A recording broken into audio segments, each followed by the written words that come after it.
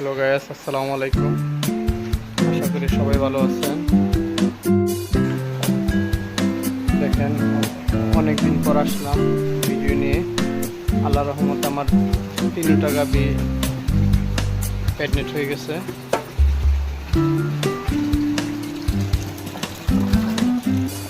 এটা 3 মাসের বাচ্চা পেটে, 3 মাস। এই গাভীটার 4-4.5 মাসে পড়ছে। দোয়া করবেন আল্লাহর রহমতে যেন অল্প থেকে আস্তে আস্তে বড় করতে পারি।